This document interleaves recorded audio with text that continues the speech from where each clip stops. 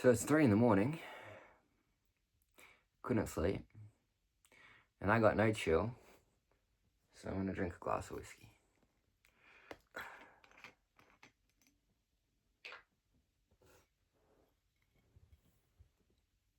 Okay.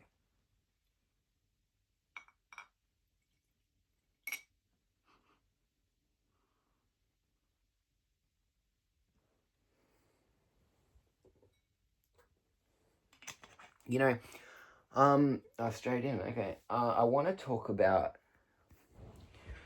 monkeyness and humanness.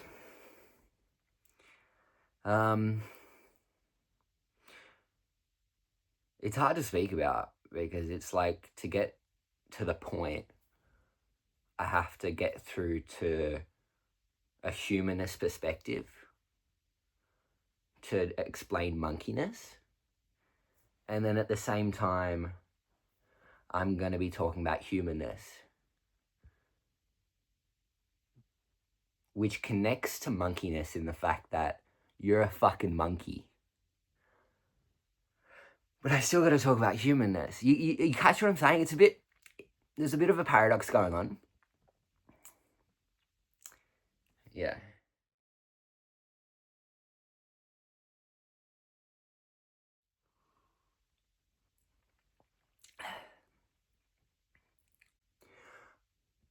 I embody man at times. I embody ape at times. And other times I embody monkey. What I mean by that, ape is more harsh in nature,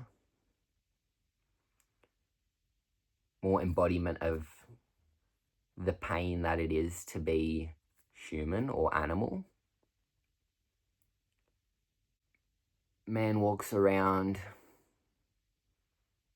straight-bodied, yet we seem to have this perception of intellect above animal. And so the animal we are, the animal most of society is still an animal in their own way, a man-made animal. Still animal, man-made animal. When you circle back around to the realization intellect came from nature, not from a man-made nature, you start understanding you can actually embody the fact that you're an animal. And that animal is monkey, ape, human. We have spirit animals, and that's an intellect thing. Intellect circles through the nervous system, which circles through the body, organs. Spirit animal. Catching it? Right, okay.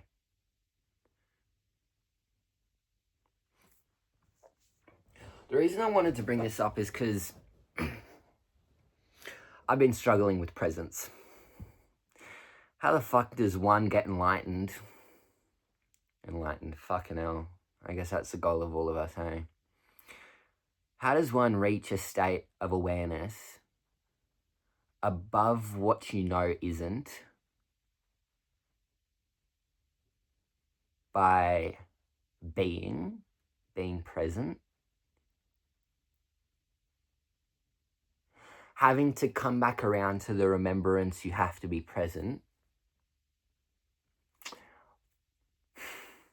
but you don't come back around to it, you let go. The art of letting go is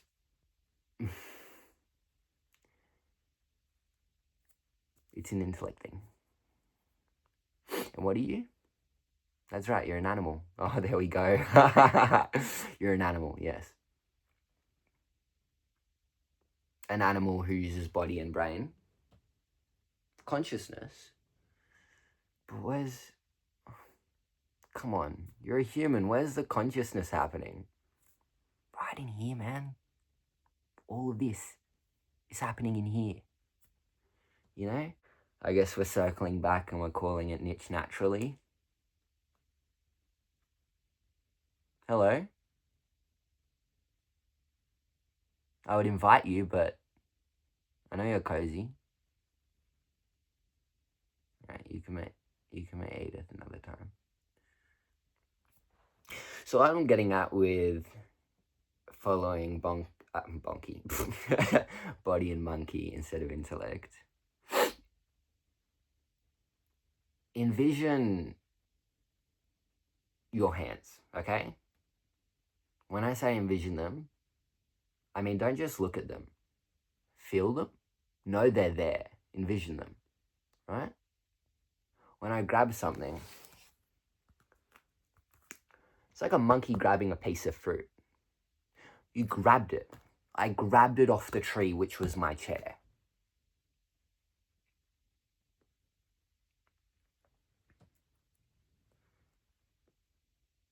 You know, although I'm more monkey than human, I still do love some good Aussie history. So, that's pretty cool.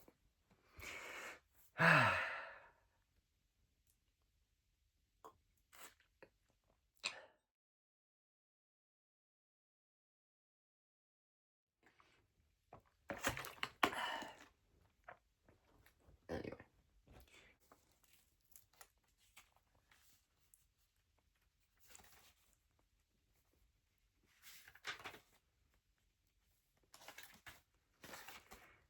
Okay.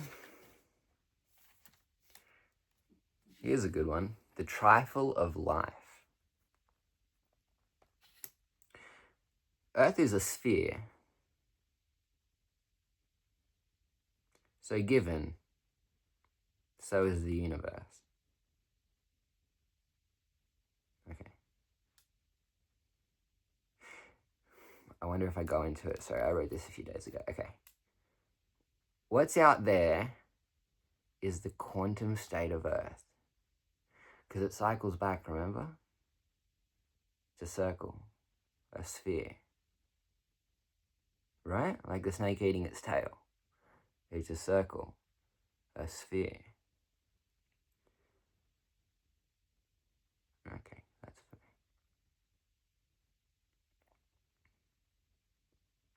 Earth grows, fluctuates, creates,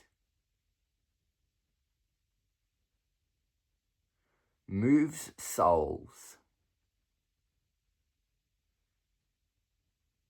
and comes back.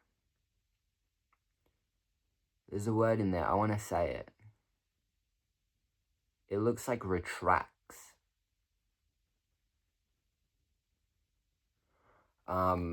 Which is actually pretty fitting, but not the word I would use. So, you know, it is what it is. Okay. But Earth is also a rock.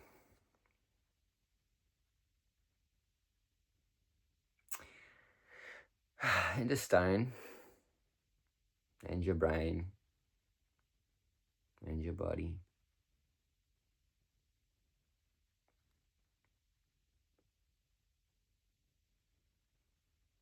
The animals in their moment.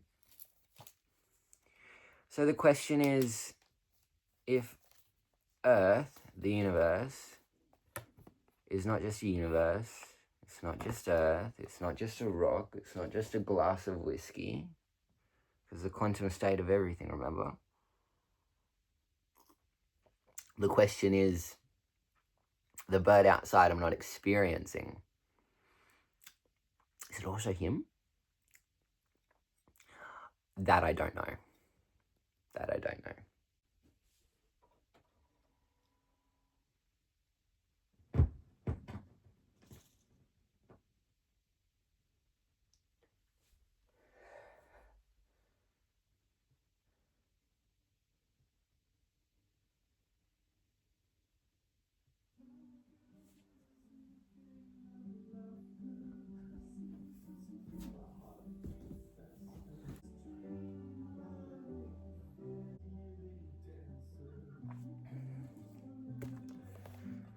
Okay, let's try another. We've got a cryptic construct. Continue down. Okay, this one's good. I haven't written this yet. Okay, continue down. Okay, don't mind me. Don't mind Goggin. He's all good. He's just trying to comprehend while trying to comprehend. Yes. We'll come back to that.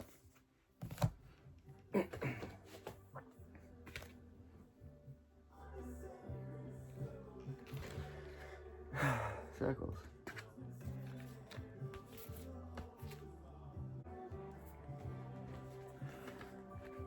This is a journey of human.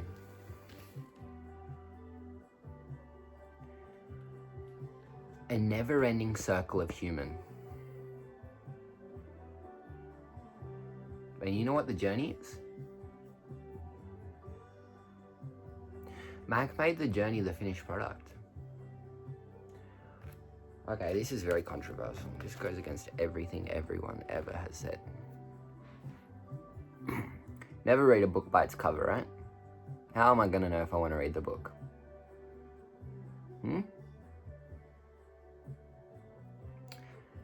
That goes for everything. Everything. Attracted to a lady? You're not gonna talk to her if she's not attractive. She could be the perfect one for you. Or are you gonna read her and find out? You're gonna waste your time with someone who you know you're not gonna be attracted to because on the inside they might be perfect. Like in theory, but that's not reality, you know?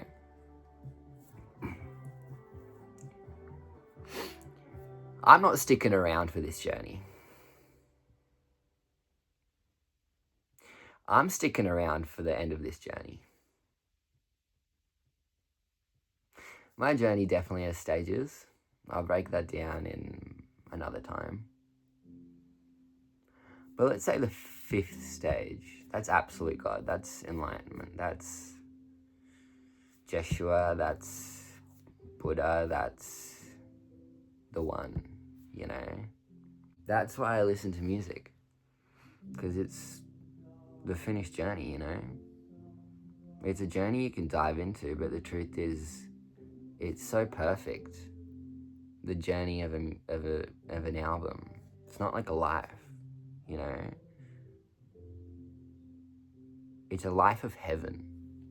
That's what heaven is. The complete picture, finished as a journey. I couldn't tell you what enlightenment's gonna be like. But I know it's gonna be something like that. It's quite a beautiful man.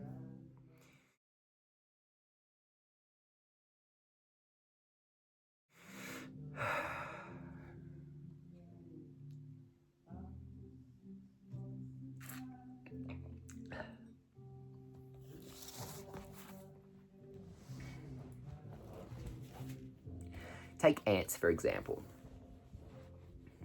Alright. Come on, get your laughs out. Take ants, for example.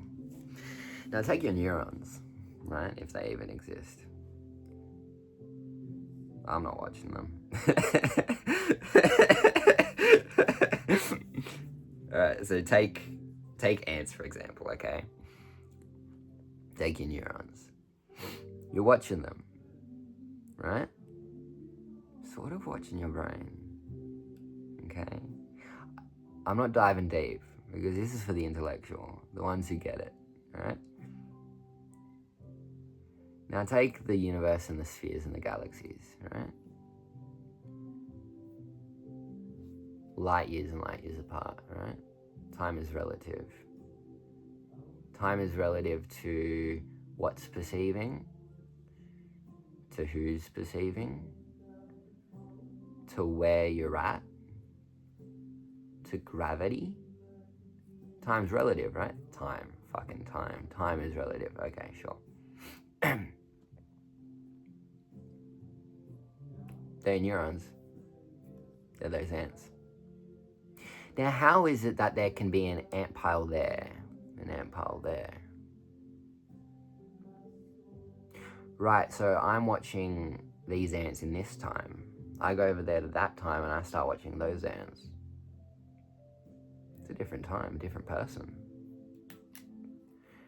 Now, how is it two people can be watching the same pile of ants, but be different people? They're sitting there and I'm sitting here. That slight turn. Remember when I said time was relative?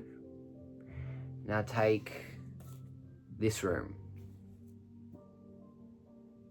Even one person being here, this close. You know, they might be over here. Say I'm sitting next to a beautiful lady and she's just cuddling, as she does, as a schizophrenic brain does. And it's a whole galaxy, right? How small are you? Fuck me dead. Take your Agna, okay? The thing in the center of your brain, right? How small do you think that gets? Where do you think the center of it is? It's a big distance. Because if this is the whole galaxy, this bedroom, everything I perceive, right?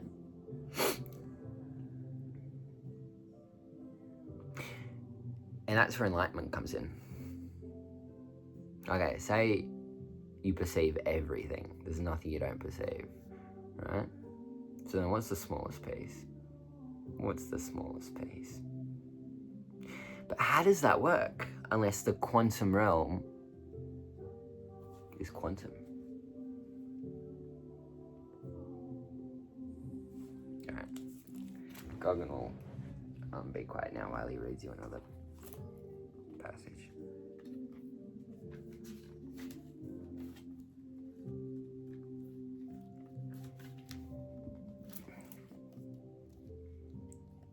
Some saw a snake.